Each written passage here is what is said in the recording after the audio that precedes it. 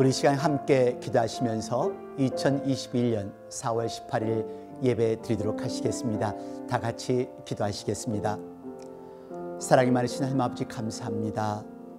지난 일주일 동안 또한 저희들을 보호하여 주시고 오늘 주일을 맞이하여 온 식구가 함께 하나님께 경배와 찬양의 예배를 드릴 수 있게 해주신 하나님의 은혜에 무한한 감사와 영광을 드립니다. 비록 힘들고 어려운 시간이지만 저희들 하나님을 쳐다보며 하나님을 향한 천국의 소망을 가지고 살아가는 하나님의 아들, 딸들이 되도록 저희들을 더욱더 강하게 만들어 주시옵소서. 지금 이 시각에도 힘들고 어려워하는 식구들이 있습니다. 전 세계 곳곳에서 이 질병 때문에 어려워하는 하나님의 자녀들이 있습니다. 말씀을 통하여 위로받게 해주시고 하나님의 권능과 능력을 체험할 수 있도록 이 예배 후에 함께하여 주시옵소서. 예수 그리스도 이름 받들어 감사드리며 간절히 바라옵고 기도드렸습니다. 아멘. 오늘 하나님의 말씀은 누가복음 24장 30절로 35절까지의 말씀 되겠습니다. 함께 봉독하도록 하시겠습니다. 저희와 함께 음식 잡수실 때에 떡을 가지사 축사하시고 떼어 저희에게 주시매 저의 눈이 밝아져 그인 줄 알아보더니 예수는 저희에게 보이지 아니하시는지라. 저희가 서로 말하되 길에서 우리에게 말씀하시고 우리에게 성경을 풀어주실 때에 우리 속에서 마음이 뜨겁지 아니하더냐 하고 곧 그 시로 일어나 예루살렘에 돌아가 보니 11사도와 및 그와 함께한 자들이 모여 있어 말하기를 주께서 과연 살아나시고 시몬에게 나타나셨다 하는지라. 두 사람도 길에서 된 일과 예수께서 떡을 떼심으로 자기들에게 알려주신 것을 말하더라. 아멘. 요즘 신앙생활 어떠세요? 답답한 마음 드시지 않으세요? 무엇인가 막 터뜨리고 싶은 그런 충동도 있으리라는 생각이 드는데요. 신앙생활은요, 다니는 교회마다 또 개인의 성격에 따라 틀리게 하시겠지만 특히 저희들 교회는 초대교회 같지 않습니까? 또 저의 기도 제목이 또 그랬었고요. 뜨겁게 기도하고 뜨겁게 찬양하고 그리고 그 감사와 열정으로 함께 예배를 드리고 서로 부둥켜 안고 사랑으로 친교를 나누는 그런 시간이 정말로 그립습니다. 그래서 오늘 정말로 뜨겁게 찬양하는 동영상을 준비해 보았습니다. 이미 보신 분들도 많이 계실 거예요. 논산 훈련소에서 젊은 군인들이 예배를 드리는 그런 모습인데요. 이렇게 뜨겁게 찬양하는 시간이 하루속히 돌아왔으면 하는 마음으로 이 동영상을 보았습니다. 우리 함께 보시겠습니다. 그리고 함께 찬양하시겠습니다.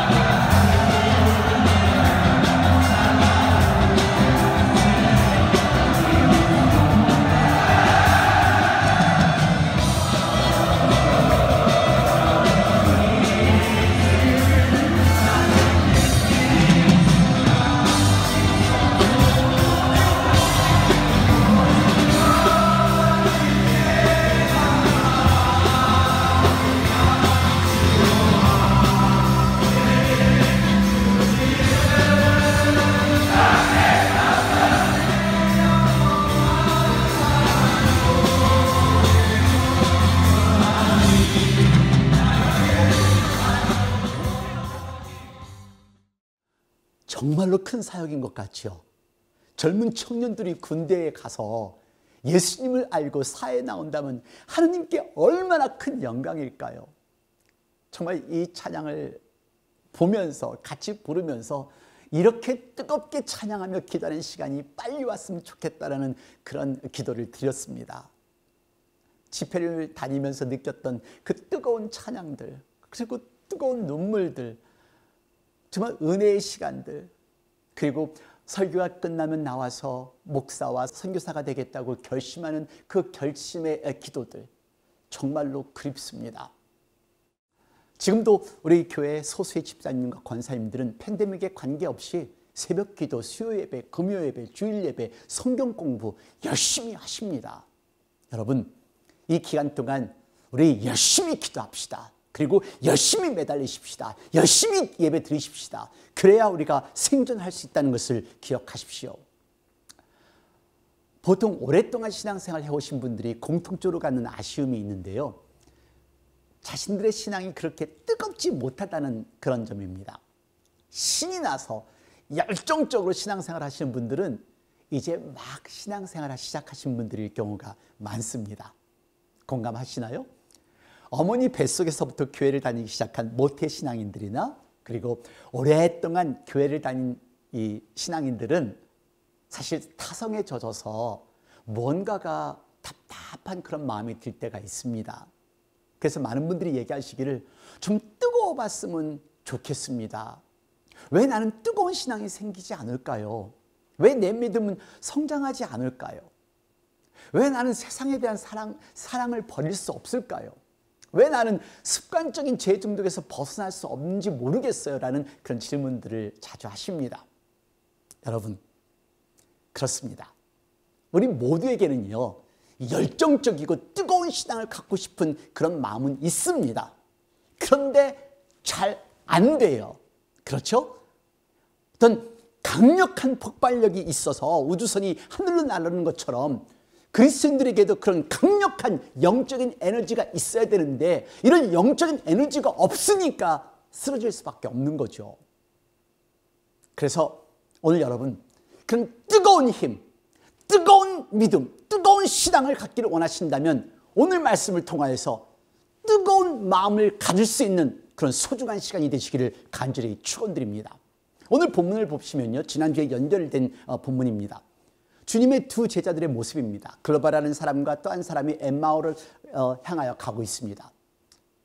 슬픔과 절망에 가득 차서 가고 있는 이 제자들, 그들은 예수님을 따라다니던 제자들이었습니다. 그리고 예수님을 통하여서 무엇인가 기대했고 그리고 자신들의 모든 삶을 추종하였던 그런 사람들이었습니다.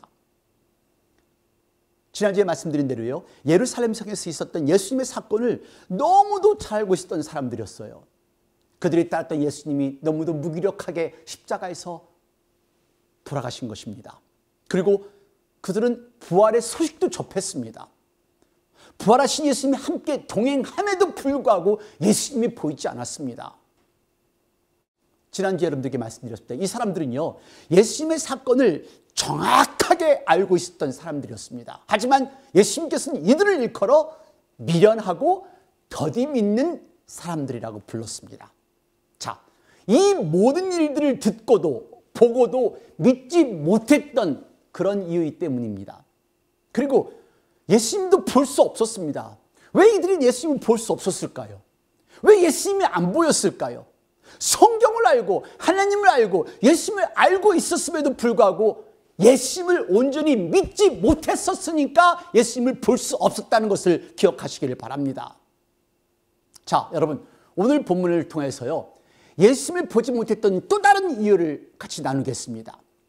예수님이 보이지 않은 이유, 또 다른 이유는 그들이 감정 때문이었다는 것입니다. 자기 감정에 젖어서 그 감정이 제자들의 분별력을 상실하게 한 것입니다. 슬픔도 있었겠죠. 분노도 났었겠죠. 꿈이 상실되었으니까요. 기대가 무너졌으니까요. 문제는요, 사람들의 감정입니다. 저의 사무실을 찾아오시는 환자들이나 또한 저에게 상담을 요청해 오신 분들은 다 감정의 문제가 해결되지 않기 때문에 그러한 정신질환을 앓고 계십니다. 문제는 사람들의 감정입니다. 감정이 앞서면은요, 아무것도 보이지 않아요. 여러분 기억나세요? 2018년 필라델피아 이글스가 뉴잉글랜드 패트리엇 팀을 누르고 슈퍼볼 챔피언이 되었습니다. 그런데요, 필라델피아는 필라델피아대로 승리의 기쁨을 억누르지 못한 군중들이 나와서 폭동을 일으켰습니다. 차를 뒤집어 엎고요, 호텔 건물들을 부수기도 하고요, 깃발을 부수기도 하고 불을 태우기도 하고요. 그런데 보스턴에서는 패트리엇 팀을 응원하는 그 팀들이 자기 팀이 패배하자 2천여 명 정도가 거리로 뛰어나서 폭동을 일으킨 겁니다. 12명이 부상을 입어 병원을 입원을 했고요. 6명이 체포를 당했습니다. 이것이 사람의 본능입니다. 감정이 격해지면요, 아무것도 안 보여요. 교회에서도 그러신 분들 많잖아요.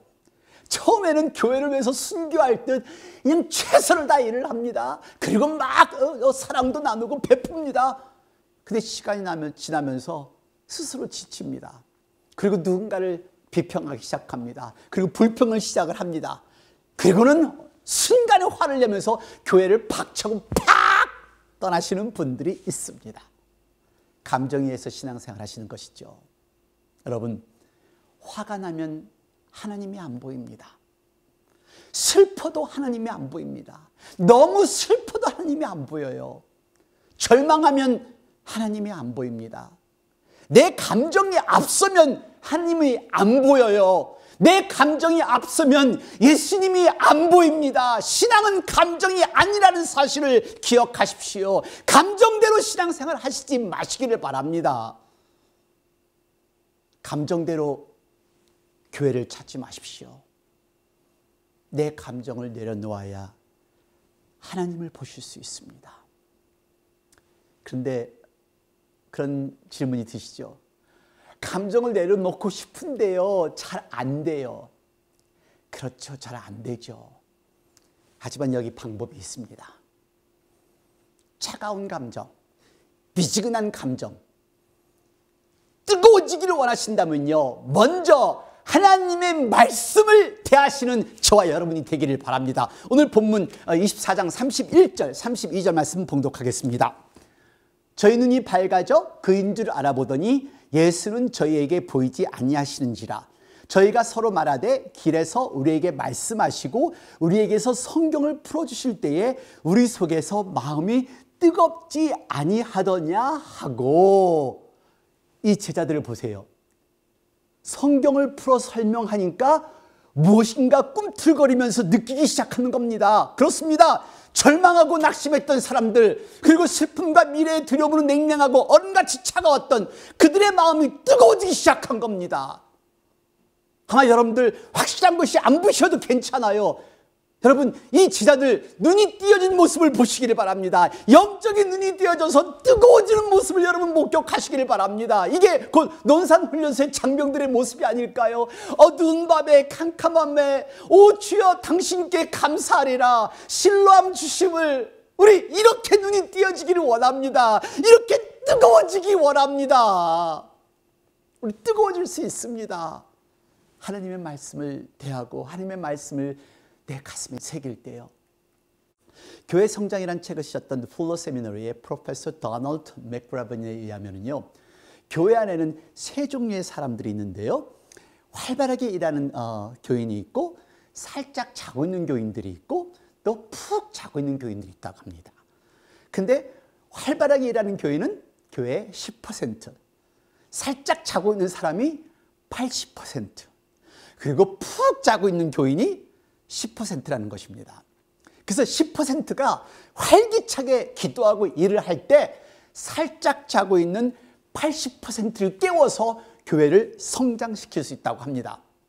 그러면서 하시는 말씀이요, 푹 자고 있는 10%는 절대로 건드리지 말라는 것입니다. 왜냐고요? 푹 자고 있는 사람 10%를 깨우면 문제를 일으키기 때문이라는 겁니다. 여러분 어떠세요? 살짝 잠든 교인? 아니면 뜨거운 교인? 아니면 푹 주무시고 계시는 교인? 요즘에는 푹 주무시고 계신 분들이 많은 것 같죠? 그렇지 않습니다. 당신은 주무실지 몰라도요, 뜨거우신 분들은 더 뜨겁게 기도하고 예배드립니다. 더 매달리고 더 기도하시고 더 찬양하시고 더 열심히 노력하신 분들이 많이 있습니다. 그렇습니다. 하나님의 일은요, 소수가 이끌어갑니다. 마지막 남은 자들이 일을 한다는 사실을 기억하시기를 바랍니다. 영적인 눈이 띈 사람이 부활하신 예수님을 볼 수 있고 부활하신 예수님을 경험한 분들은 뜨거운 마음으로 신앙생활을 한다는 것을 기억하시기를 바랍니다. 여러분 기억나세요? 이스라엘 민족들이 아람군에게 포위되었을 때 열왕기하 6장 17절에 보면 엘리사의 기도가 있습니다. 기도하여 가로되 여호와여 원컨대 저의 눈을 열어서 보게 하옵소서 하니 여호와께서 그 사활의 눈을 여심해 저가 보니 불말과 불병거가 산에 가득하여 엘리사를 둘렀더라. 아멘. 여러분 하나님의 불말과 하나님의 불병거가 보이시나요? 영적인 눈이 뜨여져야 하나님이 보이고 영적인 눈이 뜨여져야 해야 할 일이 보이고요. 영적인 눈이 뜨여져야 마음이 뜨거워진다는 사실을 믿으시기를 바랍니다. 하나님이 보이세요? 하나님이 나와 함께하는 것이 여러분 느껴지세요? 말씀을 대할 때요, 내 생각으로 받아들이지 마십시오. 내 취향에 따라서 말씀을 변질시키지도 마십시오. 말씀 앞에서 정직해지시고 말씀으로 내가 변화될 각오를 그 마음으로 말씀을 대하시기를 바랍니다. 우리가 말씀을 진지하게 붙들고 있으면 우리의 마음은 자연스럽게 뜨거워지고요. 그 뜨거운 마음으로 뜨거운 믿음 생활하는 것 얼마나 멋있어요. 여러분, 우리 뜨거운 믿음 생활할 수 있는 저와 여러분이 되기를 원합니다. 여러분들에게 한 분을 소개하겠습니다. 로버트 로빈슨은 8살에 아버지가 세상을 떠났습니다. 그래서 그가 14살 때에 런던으로 가서 이발 기술을 배웠는데요. 그것은 못된 친구들과 살게 되면서 급기야는 아주 방탕한 생활을 빠지게 되었습니다. 근데 다행히도 17살 되던 해에 그 당시 유명한 영국의 조지 휘트필드 목사님의 설교를 듣고는 그 자리에서 회개를 하면서 예수님을 영접하고 그리스도인이 됩니다. 아무런 자격이 없는 자신을 용서해 주시고 본인을 자녀로 삼아주신 하나님께 감사의 마음을 어쩔 수 없어 너무너무 감사해서 글로 표현합니다. 근데 나중에 그 글이 시가 되었고 거기에 멜로디가 붙여서 찬송가가 되었습니다. 그 찬송가가 여러분들이 잘 아시는 찬송가 28장 복의 근원 강림하사 찬송하게 합수서입니다. 그런데요, 시간이 지나면서 이 사람이 하나님을 향한 그 신앙이 식어져가는 것이었습니다. 영적으로 침체가 되면서 다시 방황하기 시작한 겁니다. 근데 어느 날 마차를 타고 여행을 하게 되었는데요, 그 옆에 함께 있던 한 여인이 시집을 읽다가 이 사람에게 묻습니다. 선생님, 이렇게 훌륭한 시를 읽어보신 적 있으세요? 하고 말을 건네는 겁니다. 여인이 펼쳐놓고 읽고 있던 시는 자기가 쓴 복의 근원 강림하사 그 글이었습니다. 그래서 그 여인은요, 그냥 시키지도 않은 말을 자기의 믿음이 동요될 때마다 흔들릴 때마다 이 시를 통해서 마음의 평화와 안정을 얻었다고 말하면서 그 시를 읽는 것이었습니다. 그래서 할 수 없이 체념한 그 사람은 그녀가 읽어주는 시를 들을 수밖에 없었습니다. 그 시를 들으면서 그는 첫 믿음을 생각하기 시작한 겁니다. 비록 본인이 쓴 시였지만 그의 마음속에서 솟아오르는 감동을 주체할 수가 없었습니다. 결국에 그는 하나님께 돌아왔고 케임브리지 대학 교회의 목사가 되었습니다. 그래서 그의 동료 교수가 그 시에 이 곡을 붙인 것입니다. 같이 찬송하겠습니다.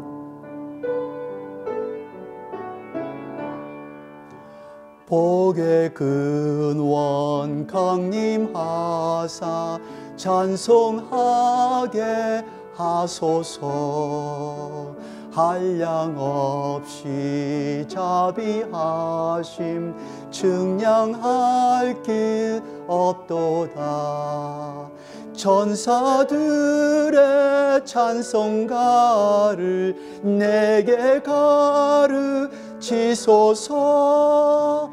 구속하신 그 사랑을 항상 찬송합니다.